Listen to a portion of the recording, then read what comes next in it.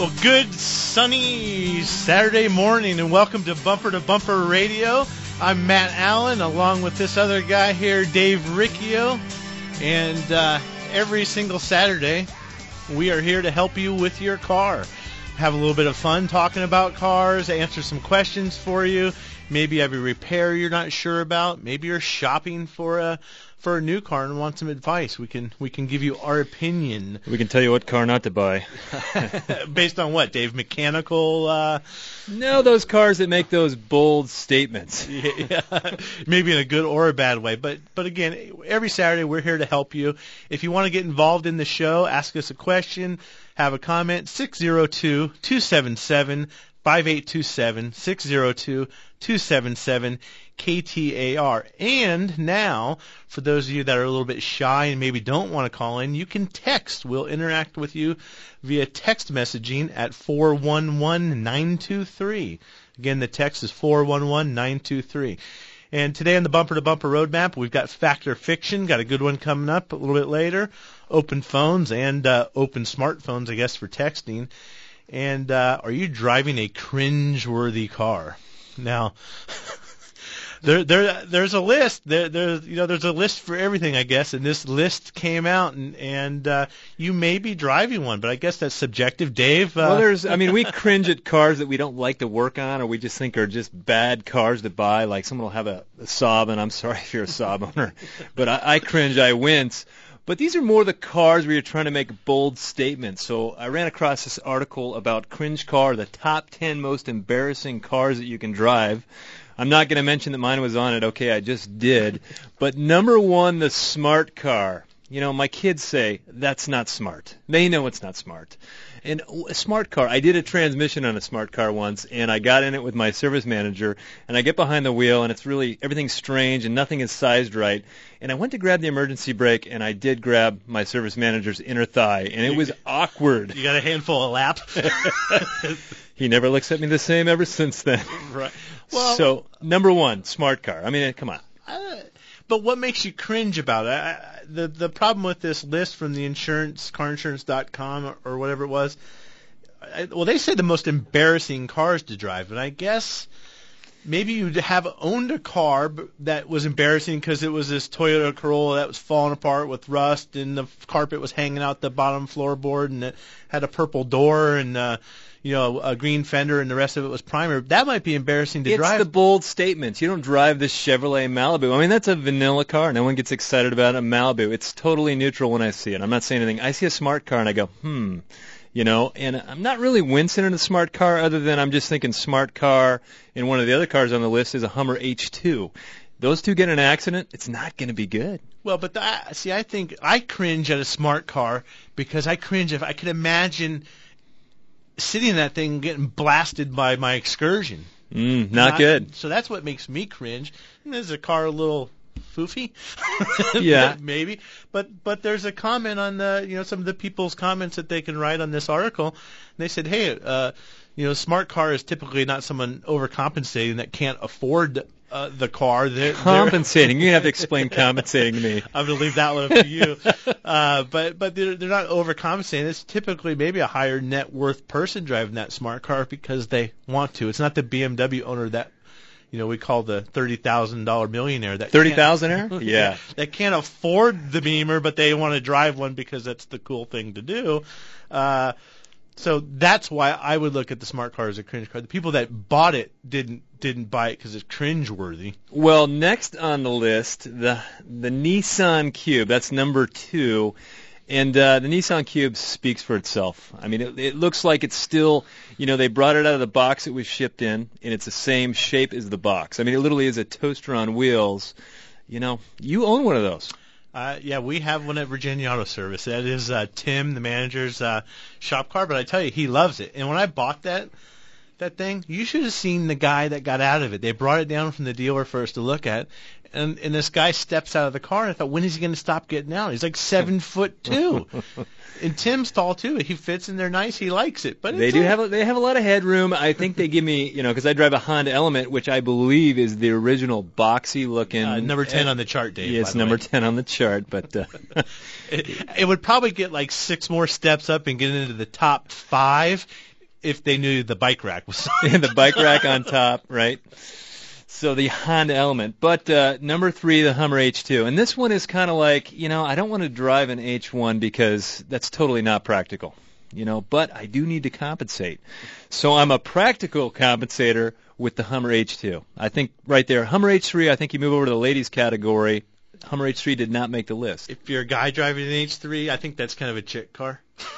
I don't know. We might just offend somebody today, Dave. I'm not sure. But I guess that if you have the Pontiac Aztek, you're on the list. Oh, Aztek. I don't know what happened to that car. Was that good for 1 year, 2 years? How long was that on the market?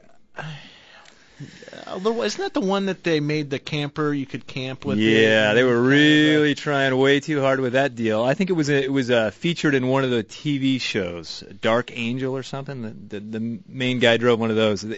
They could never do anything with that car. Maybe that's what put the final nail in the coffin for Pontiac. Everybody saw it on the movie or on the show, and I don't want that. I was a little worried we're going to offend somebody with this topic, but, I don't think we have too many Aztek owners out there, so I'm not worried about it. Yeah, whatever. PT Cruiser's on the list with the SSR. I think those things were kind of cool when they came out, but now... PT Cruiser with the SSR. SSR what? Chevrolet? The Chevy SSR. That's the truck-looking thing, but maybe it's supposed to look like a 40s kind of older car. I don't know what the... I don't know. What kind of personality drive... when you drive that car, does that move you over into the narcissistic? I mean, does that mean you're borderline narcissistic, or am I just not in your head? I don't even know what you're talking about. But it's an economical car. Another one on here, the Subaru Baja. They said it tries too hard. That was the most cited reason in the surveys. It tried too hard, and as the designer, what does it say here? Funny looking. But, I remember when I was a kid, my parents' friend had a Subaru Brat, and I thought it was the coolest thing because it had these seats in the back with some handles you could hang on to. I mean, I was only 7 when I thought that. That car was a vehicular travesty. I mean, come on. Really? Trying way too hard with that thing. Nissan Murano Cabriolet. I've never even seen one of those. Where's that? What number is that? That's number 12. My list only goes up to 10. Who's embarrassed? Let's see. Honda Element, 16% of women were embarrassed. Good thing you're married, Dave. You're not scoring any points. Some people compensate, but in order to drive an Element, you really have to be secure in who you are. And it is. I handed in my man badge the day I bought that car, slid it right across the counter to the sales guy. Said, "Here, take it. I'll take the car." I love the car. These are all cars you either love or hate. There's no in between. There's no warm. It's love it or hate it. What about color? The color that makes you cringe depends on the car. Was 38%, but the overwhelming majority of the color cringe is purple. And when I see purple, all I can think of is a Dodge Caravan. What other purple car was there? My wife and I used to make fun of the minivan. The minivan was like, we're never going to drive one of those. We rented one of those to drive to San Diego, and we're like, this thing is so practical. That's when you know life has changed. In the 20s, minivan is not cool. By the 30s, you've slid your man badge in, and you're like, I could drive a minivan. Totally practical. But it was Honda that really made it cool. The Honda commercials with all the, whatever the 70s music playing. I don't know. I don't remember them all that well. But station wagon, my wife thinks, we were talking about last night, she thinks she's a grandma driving her station wagon. I said, but babe, it's a sport wagon. It's actually a cool car. She thinks it's maybe for her. Will the station wagon ever come back? I mean, that was a fine piece of machinery. If you remember the National Lampoons, the station wagon, he was so proud of that thing. Well, I think the days of the wood panels and the National Lampoons and all that, those station wagons are long gone. But the little import wagons, pretty cool, I think. Well, we hope you are truly not offended. We're just trying to have a little fun here. If you're driving the embarrassing car, please text us in the most embarrassing car you've ever driven, or text your car questions, 411-923. If you got anything you want to talk about your car, 602-277-5827, 602-277-KTAR. You're listening to Bumper to Bumper Radio.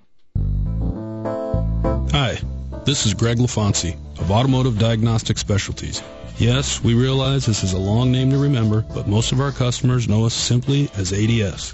ADS is a family-owned and operated, state-of-the-art, full-service automotive repair facility with an expert staff that has helped us earn the coveted AAA Top Shop Award as one of the best shops in the nation for the second straight year in a row. We are honored, humbled, and dedicated to providing the same level of service to you and your family. We will always strive to get it done right the first time so that you'll leave with a smile on your face after every repair or service. ADS is a bumper-to-bumper radio approved shop with a long name but a short, simple goal. Customer satisfaction is our number one priority, and everything else takes care of itself. Just east of I-10 on Chandler Boulevard, ADS proudly serves Ahwatukee, Chandler, Tempe, Gilbert, and Southeast Phoenix. Stop by or check us out at automotivediagnosticspecialties.com today. Ah, yes, the lazy days of summer are back, and that means pool parties, vacations, and backyard barbecues.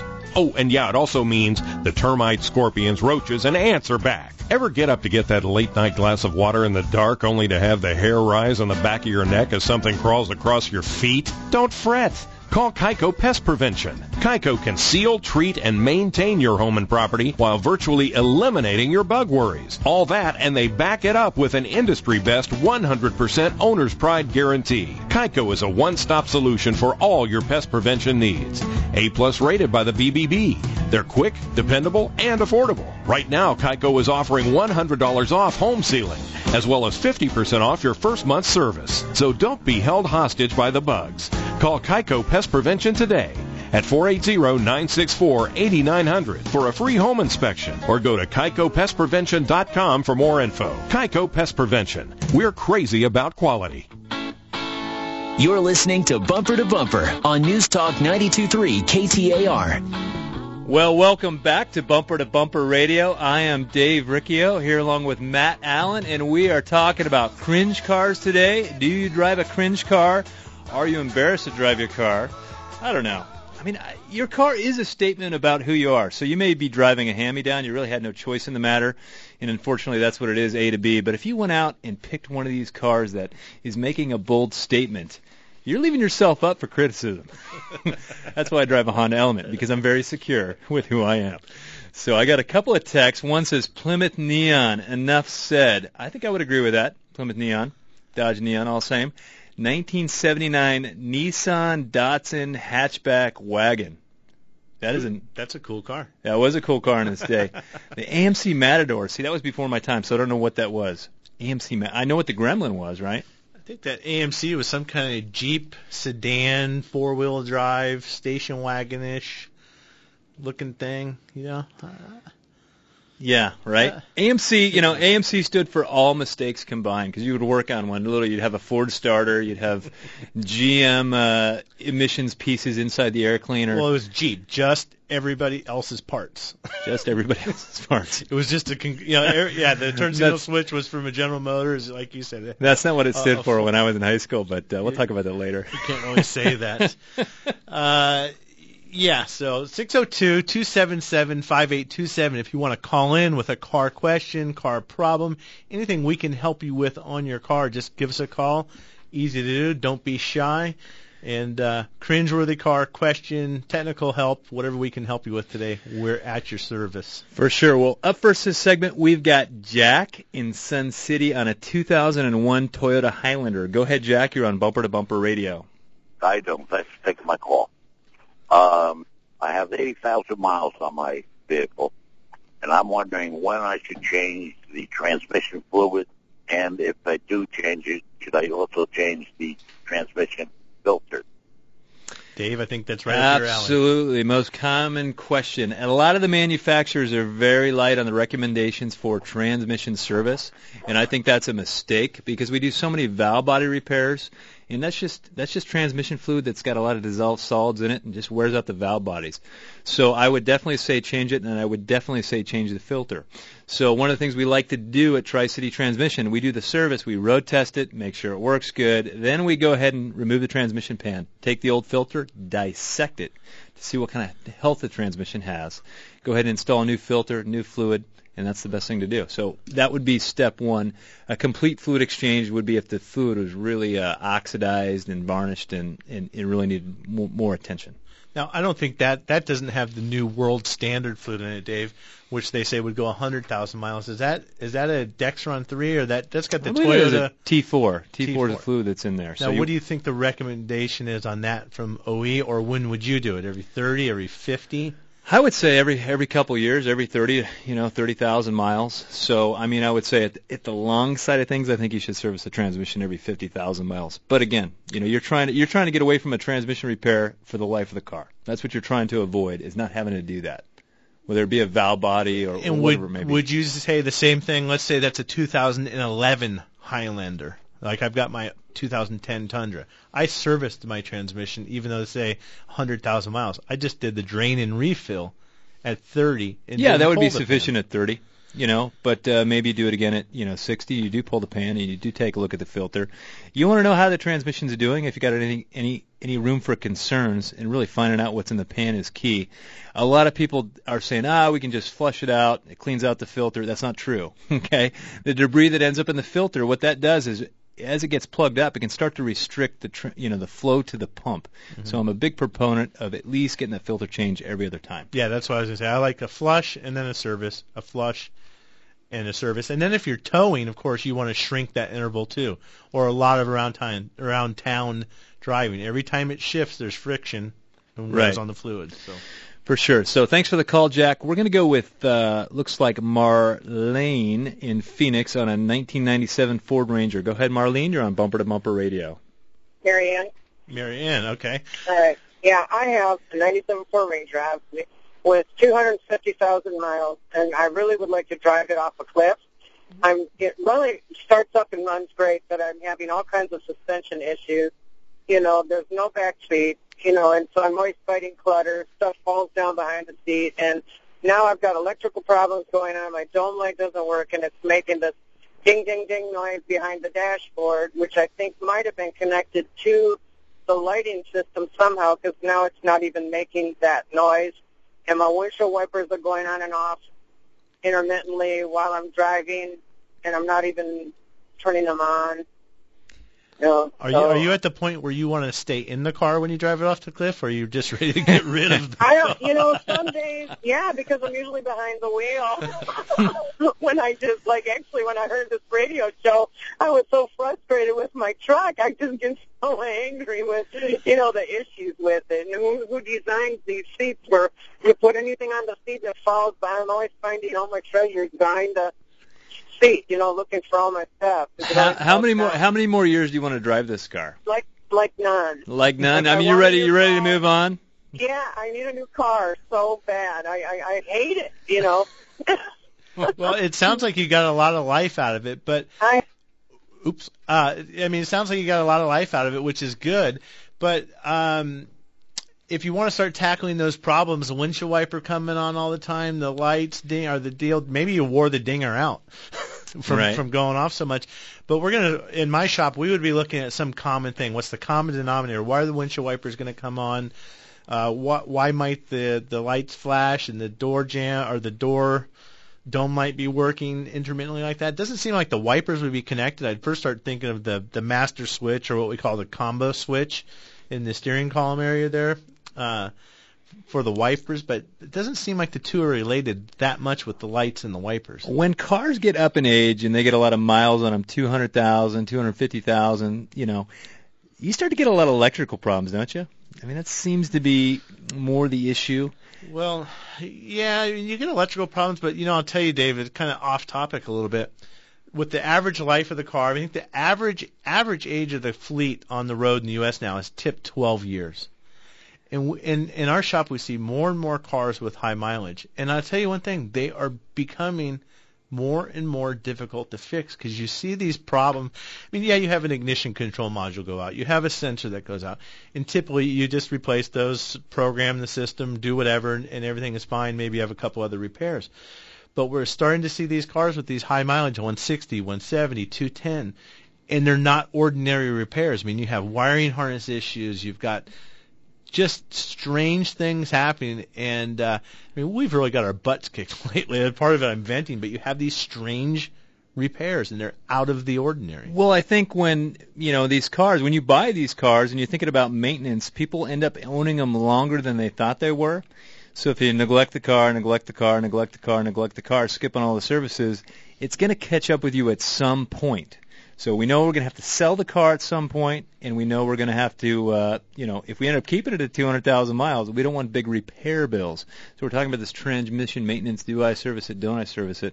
If you're going to own that car 10 years from now, heck yeah, let's service it. Let's keep it, because we want to avoid buying a transmission for the life of this car. So I had a couple different ones come in. Worst car, 1977, husband traded in my cool MG Midget. Chevy Vega, that was another good one. Ford Pinto, personalized plate, ba-boom. Well, yeah, if you want a little bit of barbecue action. This guy loved his 1972 orange Opel, AMC Pacer. Was that the one from what was that movie? Wayne's World? That was a Pacer, wasn't it? Yeah, I think so. A little, and then there's some new ones. Here's a guy wanting to know about a 1996 Corvette. Guess that's not really. I wouldn't really cringe too much in that car. I'm not a big fan of Corvettes, but maybe the newer ones. It's a good weekend warrior. It's a good time. But, the thing I noticed about the Corvette, after a few days, I'm tired of bending over to get in that thing. So, or trying to get out. When we come back, we've got open lines at 602-277-5827, Bumper to Bumper Radio. Jack Nicklaus said if he was down to his final round of golf in life, he'd play at Pebble Beach. Be like Jack.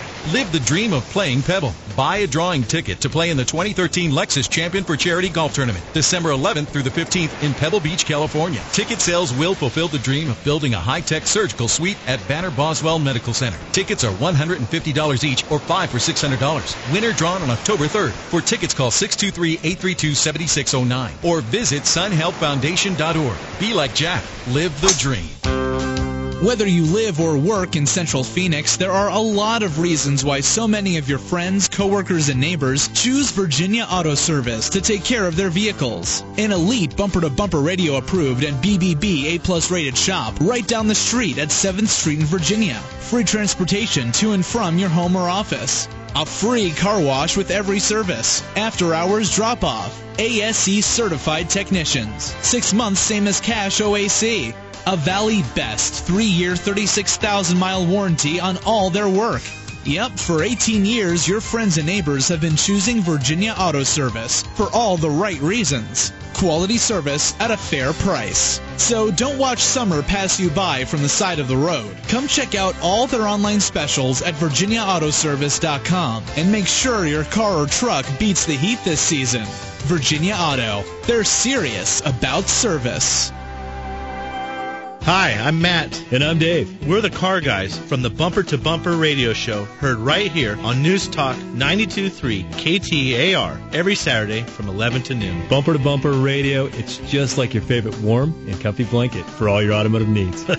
Yeah, I guess you're right, Dave. And we're here not just on Saturdays, but 24/7 at bumpertobumperradio.com for all the very best repair and service shops in Phoenix. Yep, right advice, products, and partners are all at bumpertobumperradio.com.